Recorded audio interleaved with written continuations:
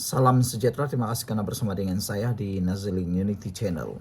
Sudah lama kita menunggu berita terkini tentang siasatan kes rasuah membabitkan Ismail Sabri Yaakob, bekas Perdana Menteri Malaysia. Kali ini pendedahan paling mengejutkan, yaitu SPRM akan soal bekas menantu di Indonesia berkait dengan Ismail Sabri Yaakob. Hari ini dilaporkan Ismail Sabri sudah mengisytiharkan harta, tetapi SPRM akan soal bekas menantu pula di Indonesia. Bekas Perdana Menteri Ismail Sabri Yaakob telah mengisytiharkan hartanya kepada SPRM sebagai sebahagian daripada siasatan ke atas dakwaan rasuah dalam kempen Perhubungan Awam Keluarga Malaysia bekas Perdana Menteri itu. Ketua Pesuruhjaya SPRM Azam Baki berkata, Suruhanjaya itu kini sedang bersiap untuk menyoal bekas menantunya, Jovian Mendagri, yang kini di Indonesia. Menurutnya, SPRM telah dimaklumkan bahawa Jovian kini sudah menetap di negara itu. Kita tidak boleh memaksa beliau Jovian datang ke sini. Sebaliknya, kita kena pergi jumpa beliau di sana, di Indonesia, memandangkan beliau sudah menjadi warga negara itu. Ia I.O. ataupun pegawai penyiasat dalam proses atau telah dapat berhubung dengan beliau untuk rakam percakapan. Saya sudah meminta pengarah bahagian perisikan SPRM, Zainal Darus, untuk mempercepatkan proses ambil keterangan itu, kata Azam Baki pada sidang media di Putrajaya hari ini. Katanya, Jovian akan disoal siasat dalam tempoh seminggu dua ini sebagai sebahagian siasatan untuk mengesahkan beberapa aset yang diisytiharkan oleh Ismail Sabri Yaakob. Kira-kira kes ini akan selesai siasatan pada akhir bulan Jun dan kemudian kita akan kemukakan kepada Timbalan Pendakwa Raya untuk keputusan, katanya. Azam berkata rakaman percakapan itu adalah susulan arahan SPRM kepada Ismail Sabri untuk membuat pengisytiharan harta di bawah Seksyen 36 dalam kurungan 1 Akta SPRM 2009. Dia berkata sebanyak 57 individu telah dirakam percakapan bagi membantu siasatan setakat ini. Ismail Sabri mengisytiharkan sumber-sumber perolehan beliau pada 10 Februari lalu. Pada 3 Mac lepas, Azam Baki dilaporkan sebagai berkata, Ismail Sabri adalah suspek bagi siasatan kes rasuah serta pengubahan wang haram, susulan penemuan wang tunai kira-kira 170 juta ringgit di dalam sebuah safe house, susulan serbuan pihaknya.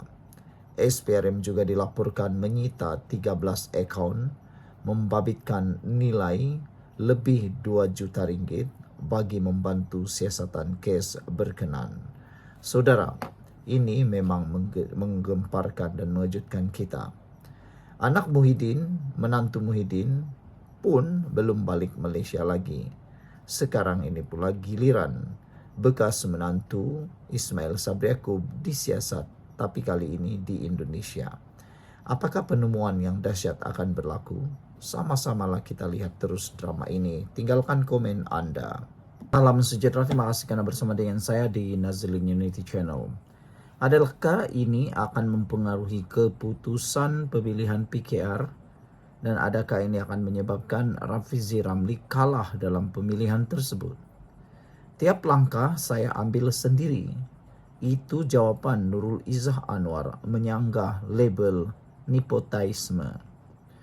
Menjelang hari penting pemilihan parti, calon timbalan Presiden PKR Nurul Izzah Anwar sekali lagi menolak dakwaan nepotisme yang sering dilemparkan terhadapnya. Dalam satu klip video yang dimuat naik di akaun Instagram miliknya, Nurul Izzah menegaskan dia berdiri atas usaha sendiri demi memperjuangkan cita-cita membina Malaysia yang lebih baik. Mereka kata politik bukan untuk wanita seperti saya. Katanya, saya tak layak berada di sini. Bila Anwar Ibrahim dipenjara satu demi satu pintu ditutup ke universiti, ke masa depan yang sepatutnya milik anak muda. Mereka gelar nepotisme, tapi saya tak pernah guna kuasa. Setiap langkah saya ambil sendiri, kata beliau. Di jalan raya di tengah lautan manusia demi rakyat untuk keadilan sebenarnya. Bukan di balik tembok kuasa, tapi di balik bumi nyata. Kerana ini bukan tentang jawatan, kata beliau lagi. Ini tentang perjuangan. Ini tentang Malaysia, kata Nurul Izzah yang juga anak sulung Anwar Ibrahim. Nurul Izzah mencabar penyandang jawatan Rafizi Ramli pada satu pertandingan yang dilihat semakin sengit. Dalam video tersebut, Nurul Izzah turut menyuarakan keyakinan terhadap sebuah Malaysia yang tidak menilai rakyatnya berdasarkan agama, kaum atau warna kulit. Walau apapun rintangannya, saya masih tetap berada di sini kerana saya cintakan negara ini, melebihi rasa takut terhadap cabarannya, kata Nurul Izzah. Saya percaya kepada sebuah Malaysia yang tak menilai kepada agama, kaum ataupun kulit, tambah beliau lagi. Saya tak mahu hanya memimpin satu kelompok, satu suara, satu kelas. Saya mahu membina wadah yang menyatukan semua. Bukan hanya untuk hadapi badai tetapi bangkit lebih kuat daripadanya semuanya, kata beliau berkobar-kobar. Proses pengundian bagi Majlis Pimpinan Pusat MPP PKR dijadualkan bermula pada hari esok. Saudara, dengan adanya pengakuan ini, adakah Rafizi akan bakal kehilangan jawatan timbalan Presiden PKR? Ataukah Rafizi mampu mempertahankannya? Kita akan menyaksikan perubahan politik pada hari esok. Tiap langkah saya ambil sendiri. Aku, Nurul Izzah, menyangga label nepotisme. Sekian dulu, kita jumpa lagi. Salam sejahtera. Benarkah Rafizi kini di hujung tanduk? Benarkah Rafizi kehilangan kelayakan bertanding? Adakah Rafizi akan hanyut? Kongres PKR bergelora, Rafizi bakal hanyut. Izzah cetus gelombang baru, kata laporan ini. Menjelang pemilihan pucuk pimpinan PKR yang bermula esok, tumpuan utama tertumpu kepada nasib timbalan Presiden Rafizi Ramli yang dilihat kini berada di persimpangan paling penting genting dalam karier politiknya. Suasana hangat mula dirasai sejak Kongres Angkatan Muda Keadilan AMK dan wanita PKR dirasmikan petang ini. Dengan suara-suara dalaman dan pemerhati politik bersetuju bahawa Rafizi berdepan kemungkinan besar kehilangan jawatan nombor 2 parti. Tiada isyarat sokongan terbuka daripada Presiden Parti Anwar Ibrahim setakat ini. Sesuatu yang dilihat bakal menjadi game changer sekiranya berlaku di saat akhir. Ketiadaan sokongan ini juga dilihat sebagai tanda retak dalam hubungan politik dan antara Anwar dan Rafizi menurut laporan ini lagi. Hanya 4 bulan lalu, Anwar secara terbuka mencadangkan agar Rafizi diberi laluan mudah bagi mengekalkan kestabilan parti. Namun, angin politik dalam PKR berubah pantas. Kemasukan Nurul Izzah Anwar ke dalam gelanggang merebut jawatan timbalan Presiden telah mengubah segala-galanya. Yang menghidupkan semula perebutan kuasa yang selama ini cuba dielakkan. Anak sulung Perdana Menteri itu meraih sokongan meluas, termasuk daripada Ketua AMK Adam Adli Abdul Halim yang menyamakan momentum Nurul Izzah dengan lonjakan populariti Rafizi pada pemilihan parti terdahulu. Sebelum ini, timbul desakan agar Menteri Dalam Negeri Saifuddin Nasution Ismail kembali mencabar Rafizi.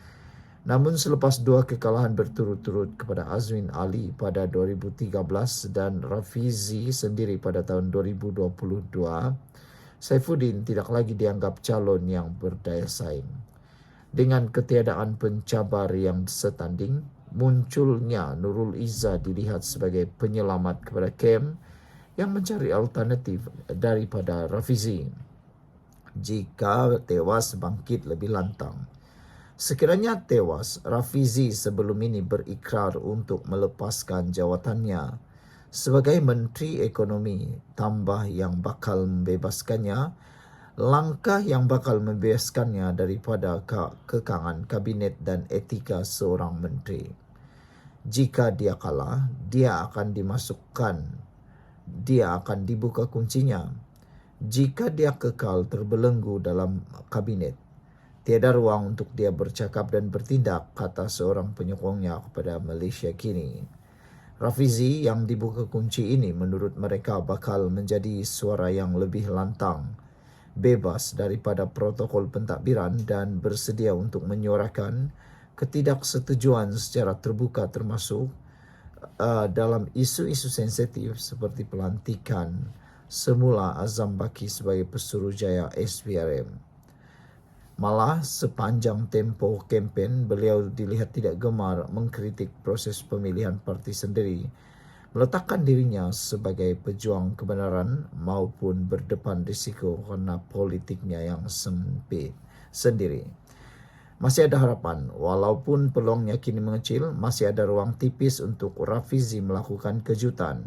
Ini kerana buat kali pertama, sistem perwakilan berkadar digunakan yang memberi ruang kepada lebih ramai perwakilan yang cenderung kepadanya untuk mengundi secara langsung di Kongres.